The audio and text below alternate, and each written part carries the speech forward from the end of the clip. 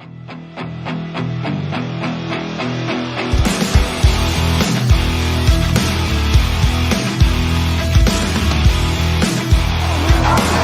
a touchdown for the Hamilton Tiger-Cats.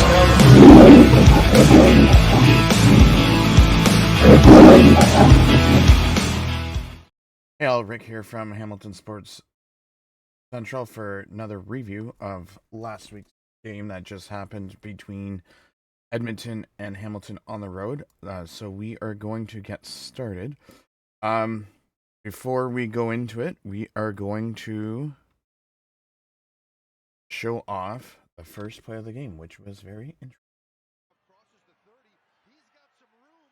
He's got some space out in front of him. I'm not sure they can catch him from here. They do manage to turn him back. Great opening return for Isaiah Wooden inside the Edmonton 30-yard line. Saw how big a priority Kenny Lawler was for the BC Lions and allowed others to pay. This time it's Keandre Smith with the touchdown. He had a big game last week and he follows it up early here. So that would make it 7-0. Leggio would kick it off for 72 yards to Edmonton 8. Leak would return it for 38 yards, for 30 yards to the Edmonton 38. Fajardo would pass to Dunbar for 10 yards to Edmonton 48. Rankin would then rush it for 5 yards to Edmonton 53. Fajardo would pass to Gittins Jr. for 11 yards to Hamilton 46. He would pass to Smith. Fajardo would pass to Smith, but there was a legal block on the offense, 10 yards back, so there was no play. Fajardo would pass to Gittins again for 25 yards, add on an extra 15 for roughing the passer, so it goes from the 31 to the 16. Stephen Dunbar Jr. rushes for 9 yards to Hamilton 7. Snyder rushes for 1 to the 6.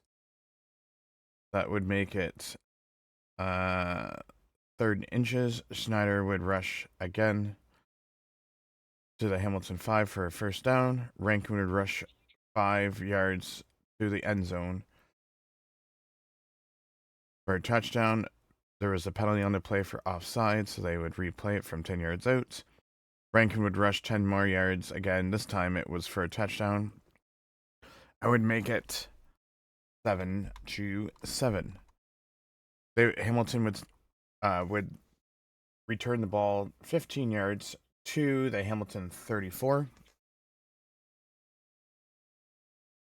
Bo would throw to Giovanni Robinson for 15 yards to the Hamilton 49 for a first down.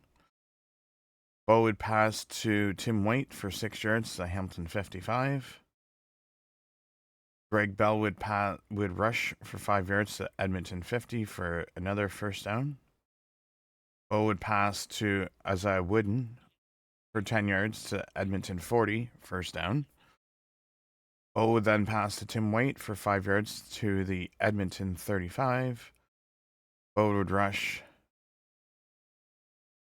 for 5 yards to Edmonton 30. Dolegala would come in and run the 1 yard short yardage to Edmonton 29 for the first down.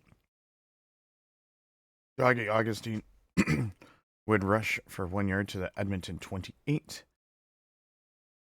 Levi Mitchell would pass to Keandre Smith for 26 yards to Edmonton 2, and then Greg Bell would get his touch.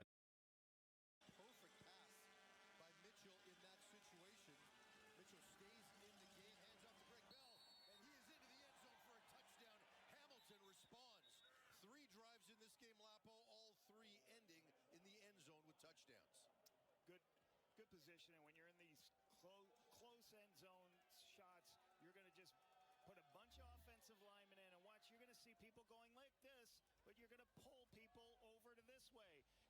And what you're building is a big wall. You separate the defense and then pull people from the backside of the play, and the back finds the crease. So great down blocks, great pull around on the power play for the touchdown for Bell.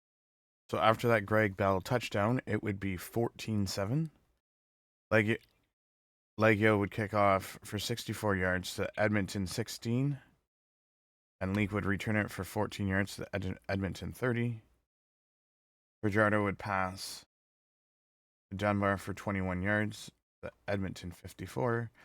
Rankin would rush the middle for 1 yard to the Edmonton 55. Fajardo would be sacked for 5 yards to the Edmonton 50 by Reggie Stubblefield. So it's now third and 14.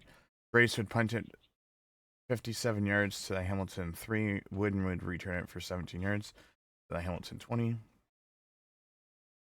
And that would end the quarter 14-7 for Hamilton after 1. Start the second quarter. Bo throws to Kenny Lawler for 4 yards to the Hamilton 24. Bo would then throw to Keandre Smith for 4 yards to the Hamilton 28. Nick Constantino would punt 54 yards to Edmonton 28. Leak would return it for 35 yards to the Hamilton 47. Rankin would rush it for 0 yards to the Hamilton 47. Fajardo would pass it to Smith for 21 yards to the Hamilton 26. Cody Fajardo would then pass it to Stephen Dunbar for 25 yards to the Hamilton 1. And then Cole Schneider would get his first touchdown of his career with rushing 1 yard to the Hamilton end zone for the touchdown, which would make it 14-14. Blanchard would kick it off for 79 yards to the Hamilton 1. Moxie would return it 29 yards to the Hamilton 30. Levi Mitchell would then pass to Tim White for 10 yards to the Hamilton 40, which was the first down. Greg Bell would get a 1 yard loss rush to the Hamilton 39. Bo would then pass to Tim White for 16 yards to Hamilton 55. Greg Bell would rush for 6 yards to Edmonton 49. Bo would throw incomplete to Keandre Smith to the Edmonton 45, which would make it 3rd and 4 from the Edmonton 49. Nick Constantino would punt 31 yards to Edmonton 18. Leak would return it for 4 yards to Edmonton 22. Fajardo would pass to Gittins Jr. for 6 yards to Edmonton 28. Fajardo would pass to Stephen Dunbar for 3 yards to Edmonton 31. Grace would punt it for 59 yards to the Hamilton 20. Azai Wooden would return it for 15 yards to the Hamilton 35.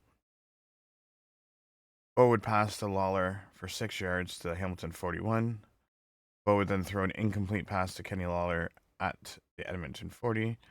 Nick Constantino would then punt the ball to the Edmonton 20. Leak would return it for 8 yards to the Edmonton 28. Fajardo would pass to Julian Grant for 47 yards to the Hamilton 35. Leak would rush for 18 yards to the Hamilton 17. Leak would rush for 2 yards to the Hamilton 15. Fajardo would pass to Rankin for 9 yards to the Hamilton 6. Fajardo would pass to Rankin for 5 yards to Hamilton 1. And then Schneider would rush for 0 yards. And then this is where we would get our goal line stance.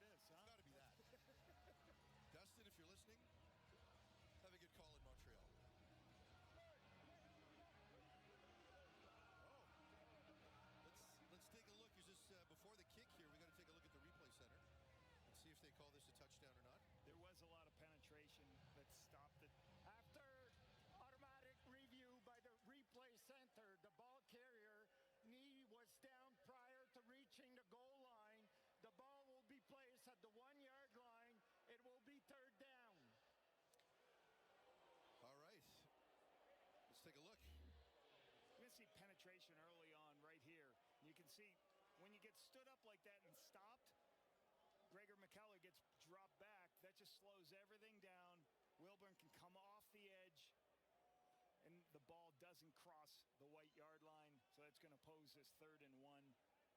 And 3rd and 1, you go for it right here. You trust your O-line, find which way, go a little bit wider path on the wedge, find an opportunity to get in. Yeah, Mark Killam didn't hesitate. He sent Cole Snyder back out there again, who already has his first career touchdown in this game. This time slides to the left. Nothing doing. Hamilton with the stop. Wow, what a turn of events here.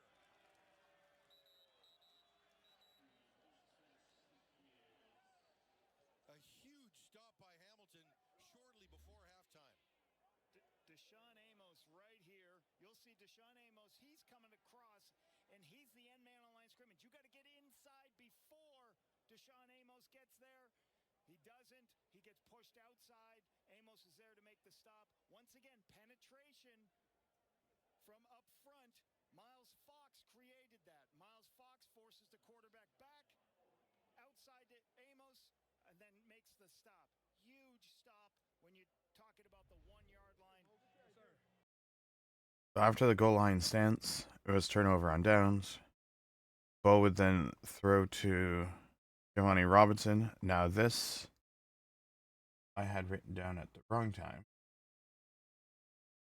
But this pass here was the one that got Bo past Doug Flutie in the all-time. So Bo passed complete to Giovanni Robinson for 7 yards. Or for 6 yards to Hamilton 7. Bo would then pass to Smart Bridges for 7 yards to Hamilton 14. Bo would pass to Lawler for 9 yards to Hamilton 23. Greg Bell would rush for 3 yards to Hamilton 26. Bo would then pass to Keandre Smith for 19 yards to Hamilton 45. Bo would pass to Greg Bell for 17 yards to Hamilton 48.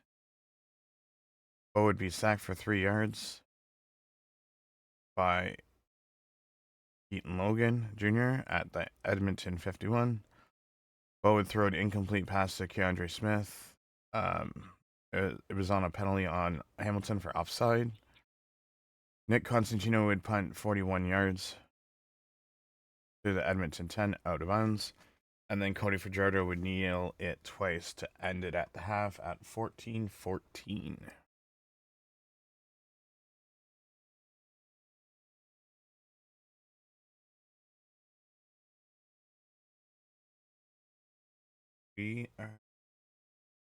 Just want to make sure because I have timelines for certain videos. So Leggio would start the second half, kicking off 70 yards to Edmonton 10. Leak would return it for 47 yards to Hamilton 53. Rankin would rush it for 14 yards to the Hamilton 39. Devin Verisek was injured on the play. Rankin would rush it for 5 yards to the Hamilton 34. Fajardo would pass to Rankin for 21 yards to the Hamilton 13. And then Fajardo would pass it to Rankin for 13 yards for a touchdown, which would make it 21-14 Edmonton. Blanchard would kick the extra point, and then Blanchard would kick 80 yards to the Hamilton end zone, which would return at 21 yards to the Hamilton 21. Bo would then pass to Keaton Bergling for 14 yards to the Hamilton 35. He'd throw incomplete pass to Bell. Bo would then throw 5 yards to Greg Bell at the Hamilton 40. Nick Constantino would punt it 43 yards to the Edmonton 27. Javon Leake would return it for 38 yards. Gordon White, our long snapper, would be injured on the play.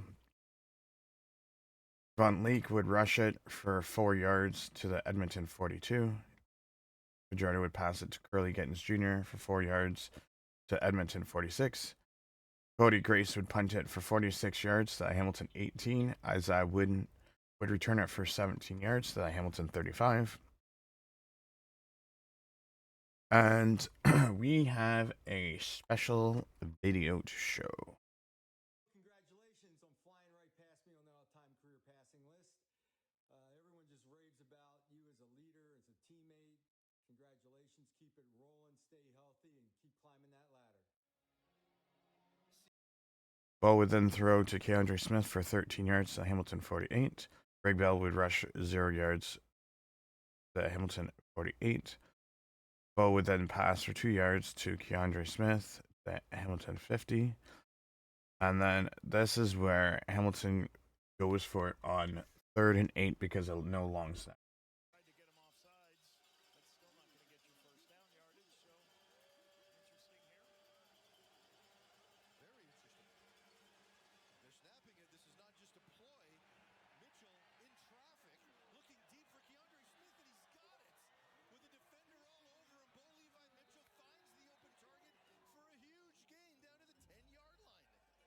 40 yards on that play. How about that? It's 3rd and 7. You think it's going to become a sack. What I remember of Levi Mitchell early in his career in Calgary, he was the best in the CFL doing this, climbing the pocket and knowing where your post was in the middle of the field. That's what he did right there. He's climbing the pocket, knowing somebody is going to be down the middle of the field as I scramble, and he hits the post. Huge play once again. So after that long pass of 50 yards to Keandre Smith, Levi Mitchell throws to Keaton Bergling for 7 yards to Edmonton 3. And then we would have a touchdown.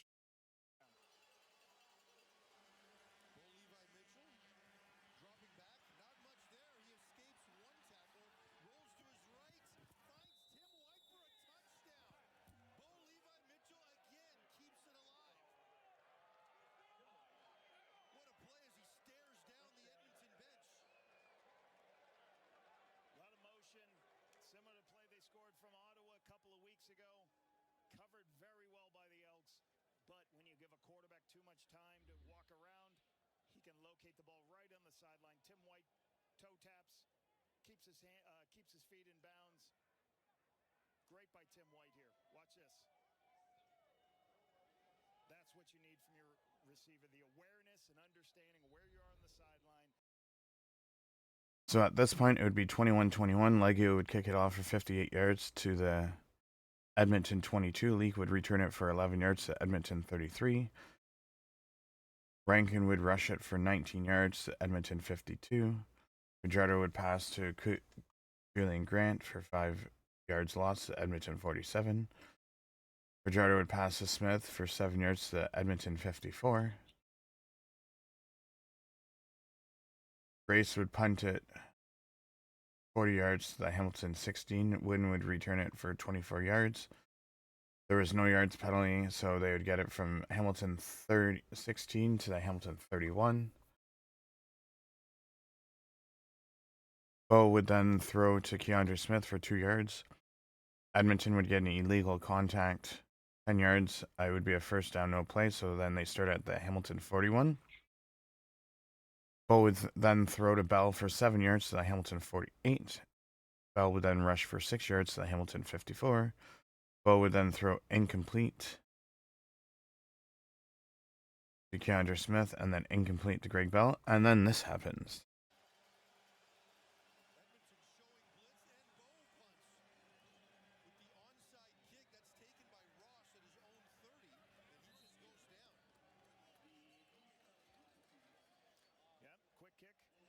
One of the things you will do in certain situations. You can kick, it happens a little bit more in the United States, some of the United States college games, but the quarterback just takes 1 or 2 steps and he punts it. So you think, you do that because you don't have a punt team on. You get your defense on the field, they're ready to play defense, and then you punt the football so you don't allow. So then Edmonton would start at the Edmonton 29. Leak would rush it for 2 yards to Edmonton 31. Fajardo would pass for 15 yards to Gittens Jr. to Edmonton 46. Fajardo would pass incomplete to Curly Gittens Jr. to the Hamilton 30, broken up by Reggie Stubblefield. That would end the third quarter. And it would be 21-21. At this point, I believe this is where the rain delay comes in, or the lightning delay. So after that, Fajardo would pass incomplete, which I believe this would have been the first Let me just check my notes because I think this is the first. Yeah, so this here is Fajardo's first incomplete pass of the whole game. He would then punt 54 yards to the Hamilton 10. Wooden would return it for 6 yards to the Hamilton 16. Greg Bell would then rush for 7 yards to the Hamilton 23. He would then rush again for 6 yards to the Hamilton 29, which would be a first down. Bell would then throw an incomplete pass to Keandre Smith. And then another incomplete pass to Keandre Smith. Nick Constantino would punt 42 yards to Edmonton 39. Leak would return it for 11 yards to Edmonton 50. Rankin would rush it for a 2-yard loss to the Edmonton 48. Cody Fajardo would rush for 13 yards to the Hamilton 49. Rankin would rush it for 3 yards to the Hamilton 52. Tackled by Reggie Stubblefield. Fajardo would throw an incomplete pass to Rankin at the Edmonton 5. Grace would then punt it 24 yards to the Hamilton 28. This is what happened on this play. So I wouldn't expect Verisek to return to this game. Meanwhile, Grace with the end-over-end kick to the 20 bounces back. Edmonton has it. There's a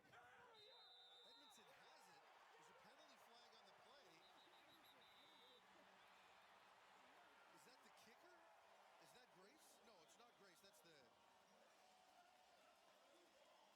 Let's see what happens here. Let's see what the ruling is. It looks like Grace is celebrating. If that was him on the bounce back, it was in fact Grace. They recovered that, and that's going to be Edmonton's ball. Normally a penalty flag will go down anytime an Elks player gets into this area. They get inside the 5-yard halo, then they're going to confirm who that player is. They'll say there's no penalty if it's the punter.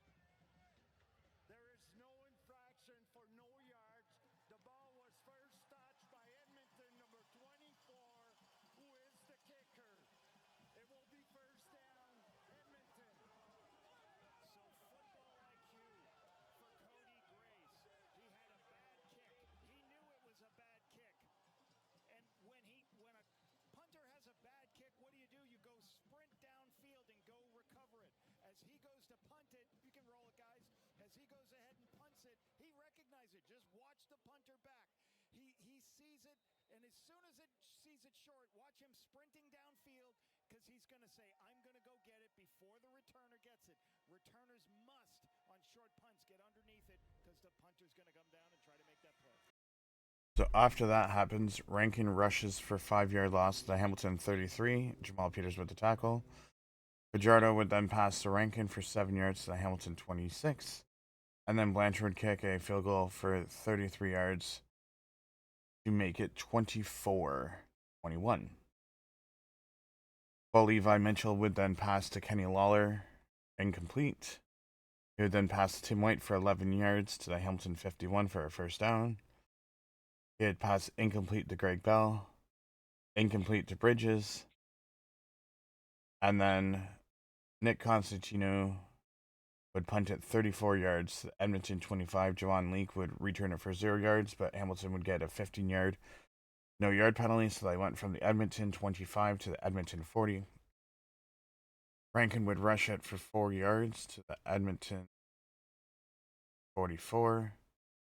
And then we are going to play the last 5 minutes from here.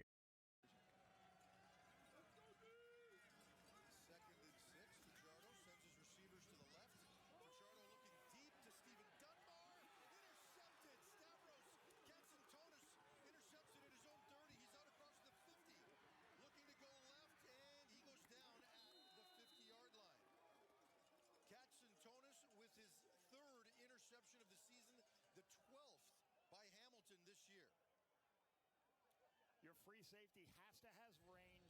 He has to get up. You have to get off the hash and run downfield. He's right here. There's going to be a seam pass that is wide open. Once the seam shows up, they have a miscommunication in man coverage.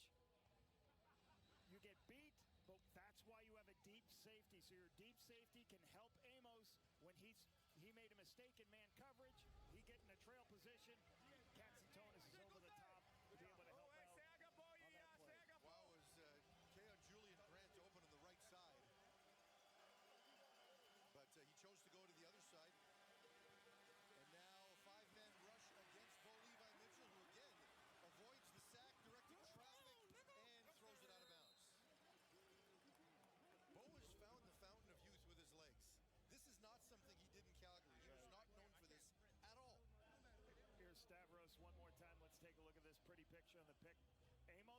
mistake in man coverage, wasn't sure who to cover. That's why he's in such a trail position. Stavros is right there to take it away. I believe Dunbar catches that and makes the touchdown. Free safety's got to be able to recognize things and then chase the ball down when it's in the air. Mitchell just 9 of 18 in the second half after going 16 of 19 in the first half. Second and 10 for Mitchell. This time he checks it down to Johnny Augustine, who makes one man miss and picks up the first down. Multiple times run this with Johnny out in the flat with a vertical player. And if everybody lifts, you throw it out. Johnny's already at 6 yards. Then they just got to rally. You got to rally up and make the tackle. They can't make the tackle. J.J. Ross misses on the edge. Creates a first down opportunity. Got to make your tackles in space. Mitchell now over 300 yards. His 54th career 300-yard game. This time he gets it out quick to Kenny Lawler on the quick screen. He cuts inside, picks up some blocks, and gets 9 yards before being brought down. A lot of different formations, motions here. You got Keandre Smith in the backfield now, releases out. You see Keandre right here. He's running out. This is a screen. 1 blocks out, 2 blocks out. You'll bring a lineman out. Get the ball in the hands of Kenny. Couple blockers, lineman out. Follow the big men for big yardage. Nice 9-yard game. Dolegala in on second and a yard. Looks like he falls forward for enough yardage to pick up the first down at around the 37-yard line. So Hamilton in Mark Leggio's field goal range already with 3.5 minutes to go, trailing by 3. Another 300-yard game, 54 career 300-yard games, most by any active quarterback. Just shows the longevity, his abilities. And, Scott Malonzo talked about it. We asked him this week, what's the strength of Bo compared to some of the other greats you've been around? And the one point he said, which you certainly believe, he said, Bo Levi Mitchell, more than any quarterback I've had, he looks for the deep ball. And pair what he's doing now with the deep shots with making good decisions, checking it down, timing his drops with his feet. Some of the things in the West Coast system that Scott has brought him to, that's made him a formidable quarterback who can play for a long time, I think, left in this league. 3rd and inches here, we'll see. The 4th third down gamble of the game as Dolegala comes up just short. In field goal range here. Edmonton with 2 turnovers in this game. One was the 3rd down attempt at the 1-yard line. They turned it over on downs. And now this one, the interception by Cody Fajardo. Hamilton trying to complete a drive and get some points off turnovers here in what has been a very well-played game.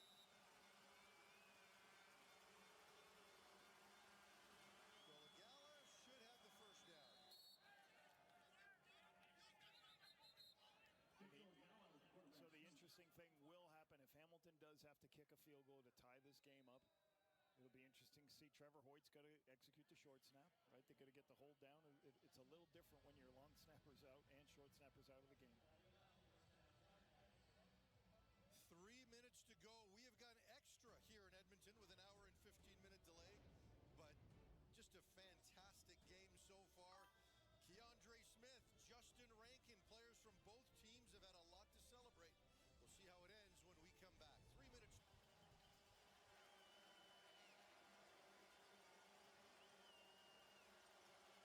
First and 10 for the Ticats from their own, or from Edmonton's 35-yard line.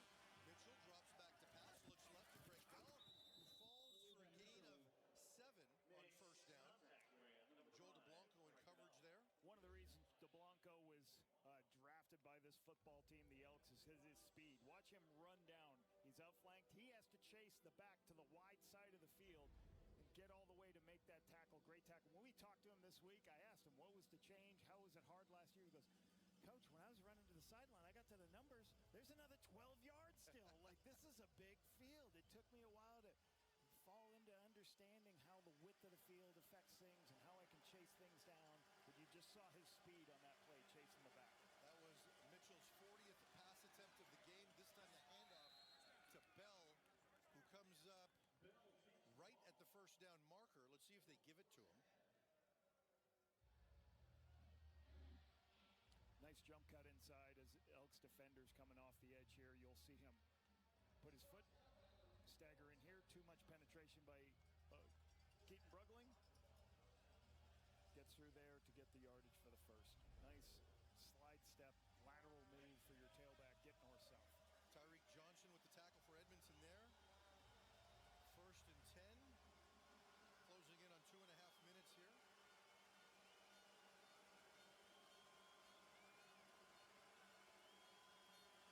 Mitchell drops back. He continues to back up. Gets it to Keaton Brugling, who slips and falls. A loss on that play of about a yard, maybe a 2-yard loss. We'll see where they mark it. Brugling slow to get up here. Watch his eyes. He starts this way, goes this way, goes this way, goes all the way back to Keaton Brugling. This is the difference in Bo I've seen in the last 2 years. Scanning, crossing route's not there, go all the way back to Keaton Brugling. My last read. Gets it out to Keaton after he went to protect. And we did have some rain, in case you're aware, since we're still on the air here, so probably contributes to the fall there for Brugling. Brugling getting a lot more playing time in the last couple of weeks, and they're using him more. He was we were trying to make him a wide receiver in Ottawa. They're using him a little bit more as a fullback H-back type to be able to add in and block and release out in routes. Brugling came into this game with just 3 receptions. He's had at least that many tonight.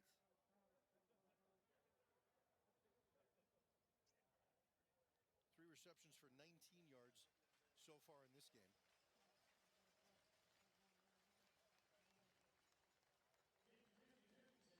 Brings up 2nd and 11. The Ticats already in Mark Legio's field goal range with 2:24 remaining. And if you're Edmonton, you get into that moment of the game where you start not necessarily questioning, but you need some positivity. You need to find a way to finish this. Just get them off the field here. Just force a field goal. They're already in field goal range. Even a sack is not going to take them out of Legio field goal range. Just force 3rd down and see if Trevor Hoyt can execute the short snap. So many options for Bo Levi Mitchell here, from Lawler to White to Smith. Let's see where he goes. Edmonton showing blitz. They bring 5. Mitchell looks to Tim White, who is into the end zone. Touchdown, Ticats. They take the lead. Tim White inside position. A zone blitz by the Elks. Kind of voided the middle of the field. Bo sees that there's open space for Tim White. Hits Tim White right down the middle of the pipe. See for this 27-yard touchdown. As the safety goes away, he looks inside and says, there's my post throw. Look the safety off, throw the post in the middle of the field. 30th completion of the night for Bo. It's the same touchdown he threw in the first quarter. Was there ever a doubt? Same touchdown he threw to Keandre Smith. Big kick here for Legio as it makes it a 4-point game. Meaning Edmonton in all likelihood would have to score a touchdown to win this. Might not be enough time for a pair of field goals here. And the kick is good with 2:01 remaining. The Ticats take a 4-point lead. If you would like to continue watching the Elks in the Tiger Cats, you can do so on TSN 3. It is a battle of the heavyweights, though, wrapping up week number 9 as the Rough Riders look to do something they haven't done since 2021. Win in Montreal. It is the Alouettes and the Rough Riders. And Jocelyn Coates of Chilliwack, BC, this is your chance to win big. Thanks to Save on Foods' $1 million touchdown to win. If the kickoff is returned for a touchdown, you could win groceries for a year. If 2 kickoffs are returned for touchdowns in this game, you could also win. On task, on point. Toughest part of Bo Mitchell. Toughest part about playing Bo Levi Mitchell. He's seen every picture, every coverage. Yeah. He's going to make you pay if he has time. 9-play, 60-yard drive for Mitchell and the Ticats. It came off the Cody Fajardo turnover, and it feels a lot like Hamilton's victory last week. You know, for all the criticism that Mike Benavides took for how conservative or how soft he played defensively and the focus he put on Kenny Lawler, with 3 minutes to go in the game, you had a lead. Bo was at around 224 yards passing, I believe, and then he exploded at the end. And in those moments, sometimes Bo just feels inevitable. Well, I think what people are going to have to start figuring out is, yeah, we're worried about Kenny Lawler, we're Kenny Logan, you better worry about Levi Mitchell. You better make it harder for him to throw the football. You better pressure him, do something so he cannot sit back there and pick you apart. Javon Leake stays up the left side, makes one miss, steps out of bounds just across the 40-yard line, where Cody Fajardo will take over with 1:54 to go. If you remember last week, Levi Mitchell brings late 3 minutes left of the game. O'Leary Orange for a touchdown, hits this touchdown, touchdown right uncovered players, brings them all the way back for the win. In that game, you saw at the end of the game, he checked it down, right down the field to get in touchdown range, make their plays. Very hard to stop this guy, whether it's man or zone coverage you're facing. The difference is here, Cody Fajardo still has time. He pitches it out to Rankin, who breaks one tackle, stays on his feet, can't break the second, but gets 9 yards on first down. And that'll make things very manageable on second down here, but lots of time left for the Elks. So, sometimes you put your back in protection. Sometimes you try to get them out after the protection, because these guys are great with the ball in their hands. There's a lot of space. You make one miss, it's a first down. And I love Rankin's ability to bounce off people, have the balance he has. Keep giving those guys opportunities. Hamilton showing blitz, but Rankin gets through it, makes one-man miss, still on his feet, drives inside the 40-yard line. Very tough run for Justin Rankin. Rankin's trying to say, put the ball in my hands. I will keep helping you win the football game. I'm going to play with effort. I want to win a football game. Keep trying to bring me down. I'm going to keep my legs going for this 25-yard run. That's 20 yards of yak yards. 69 yards in the afternoon for Rankin. He's got his team in good position here at the 37-yard line. Fajardo takes the snap, four-man pressure. Fajardo looks deep to Julian Grant. He's dropped it! No! Julian Grant had 6 points in his hands. Fajardo can't believe it.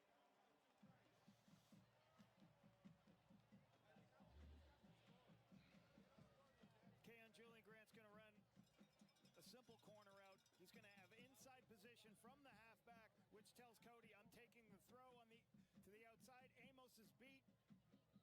Just doesn't finish with the ball in his hands. He looks. Wow. Just a tough drop. Beautiful throw. Just got to finish. A lot to lament here for the Elks if they don't come back to win this game. Fajardo on 2nd and 10, pulls it down, gives it to Rankin, who is taken down immediately by Peters. No gain on the play, and now a decision with 1:03 to go. A field goal doesn't help you. Jamal Peters, we just talked about Justin Rankin in space, Timeout. very difficult. Edmonton. Great timing, great tackle. Create the 3rd and 10 situation. Edmonton takes a timeout here. Clock would have continued on that play, so it does make sense. You know, you would see some coaches maybe take the field goal and try to either kick onside or use a timeout in the final minute to try to get a 2 and out, but 103, I think you're going to go here. 3rd and 10, you're in a decent position.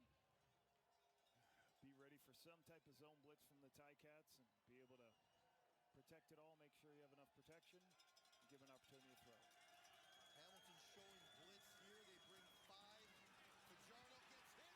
Fajardo flips it out to Arkell Smith, who's got Julian Hauser in front of him and a lot of yardage to make up. And Hauser makes the play. Smith can't get the first down, and the Elks turn it over.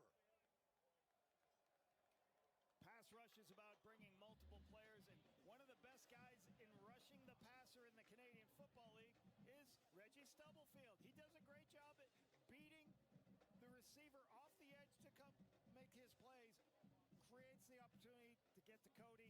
Cody has to flip it outside. Reggie Stubblefield, when he blitzes off the edge, is one of the best rushers from a secondary spot. It's hard to tackle. It's hard for the receivers to go in and make the block on him and give him. You don't want to put him in any 2-on-1 situation. Stubblefield's had a great second half. And if I'm Keon Julian Grant, I'm pretty sick right now.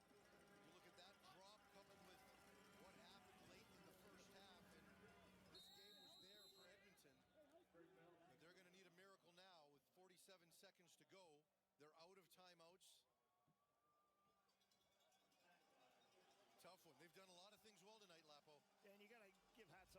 also to Hamilton, though. On the road, come back, drive the length of the field once again, take the lead late, step up defensively. Ticats are hitting all cylinders. Tough to win in Edmonton on the road. Go across the country.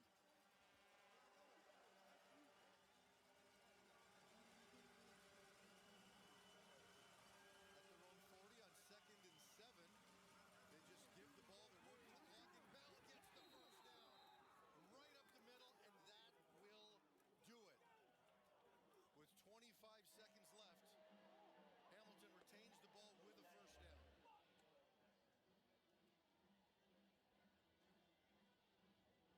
Bell hits it up inside with a little bit of pressure. Huge cutback, huge seam. Gives them an opportunity now to do the victory offense. Get another win. A heartbreaking loss for the Edmonton Elks. They lost by 3 last week, played even better in this game, but they couldn't overcome a pair of missed opportunities for touchdowns, and they will fall to 1-6. Meanwhile, for Hamilton, this will be their 6th straight win. The last time that's happened was 2019. Mark Killam has talked about getting the bad football out of our team, and there wasn't much of it tonight at all.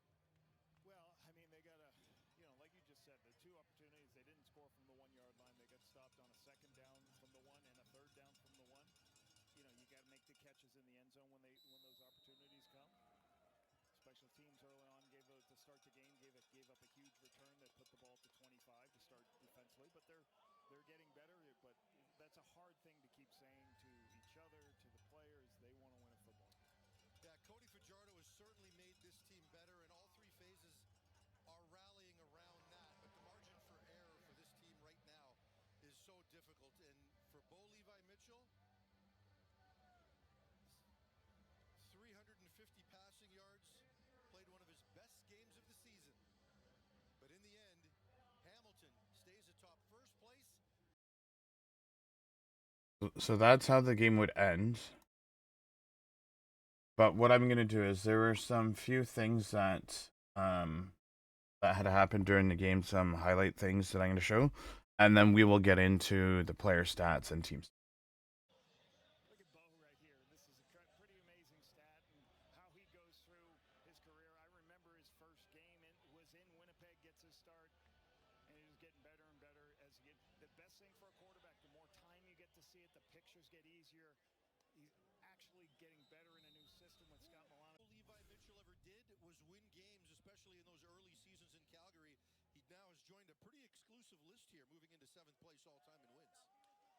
Being in Calgary was such a good place for him with obviously John Huffnagel, Dave Dickinson. He was able to really... 10-yard penalty, first down. Keandre Smith here, 21 catches, 275 yards, and 3 touchdowns. We talked about this going the last couple of weeks. Is like, Kenny Lawler's done so many great things. We got to do something else to handle him. Who are you going to have to get it to? Other players on the field. Keandre Smith shows up. Been amazing with the touchdowns, be able to catch the ball. And again, he talked about it this week. It's like, Okay, so we're going to start with Hamilton since they're the away team. Bo went 30 for 42, 350 yards, 3 touchdowns, 0 interceptions, average of 8.3. Greg Bell would have 13 carries for 55 yards, 1 touchdown, 4.2. Levi Mitchell would have 1 carry for 5 yards, average of 5, no touchdowns. Jake Dolagala had 3 carries for 4 yards, no touchdowns, 1.3 on average. Johnny Augustine had 1 carry for 1 yard, no touchdowns, and 1 on average. For receiving, Keandre Smith went 7 for 12, 138 yards, 1 touchdown, 33 yards after catch, average of 19.7. Tim White went perfect at 7 for 7, 78 yards, 2 touchdowns, 28 yards after catch, 11.1 yards on average. Greg Bell went 4 for 7, 36 yards, 0 touchdowns, 23 yards after catch, 9 on average. Kenny Lawler went 4 for 6, 28 yards, 0 touchdowns, 10 yards after catch, 7 on average. Giovanni Robinson 2 for 2, 21 yards, 14 yards after catch, 10.5 on average.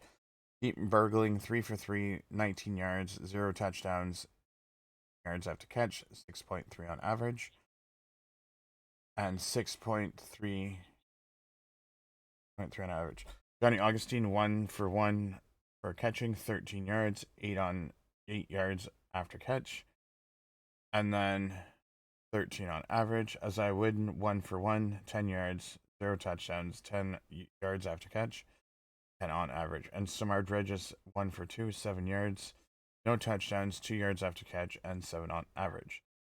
Reggie Stubblefield 6 defensive tackles, 1 sack, 0 interception, and 2 tackles for loss. Devin Verasek 5 defensive tackles.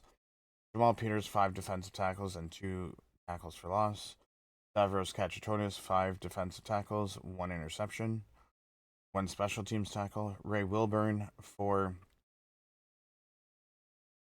defensive tackles and 1 special teams tackle. Deshaun Amos 3 defensive tackles.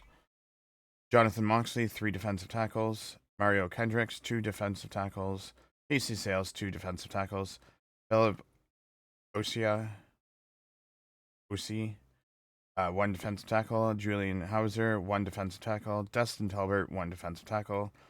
Brian Baker 1 defensive tackle. Tyler Fisher 1 defensive tackle and a special teams tackle. Michael Fox 1 defensive tackle.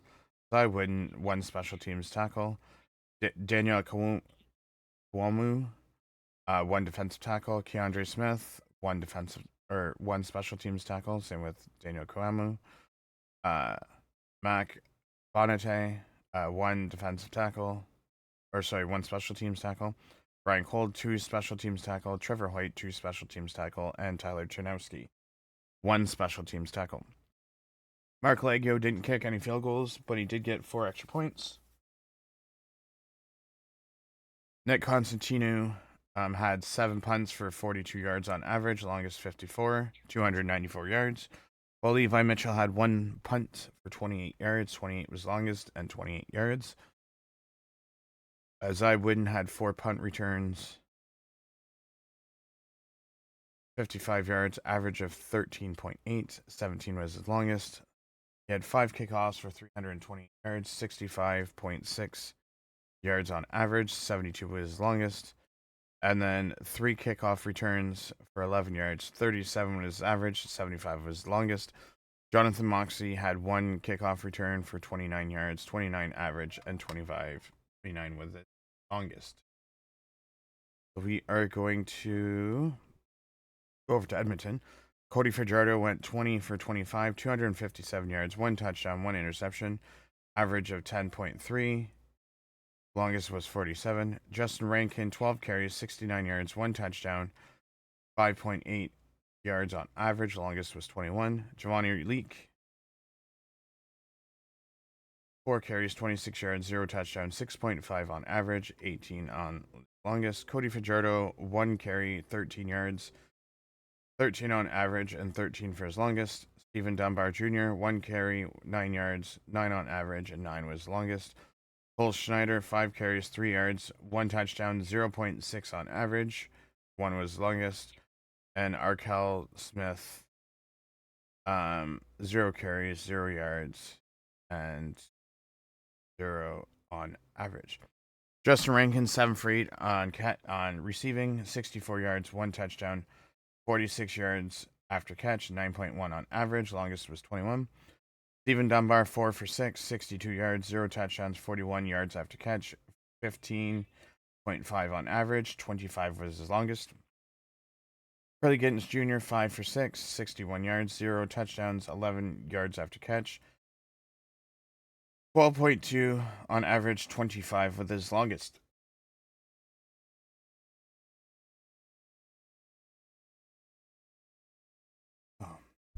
Okay.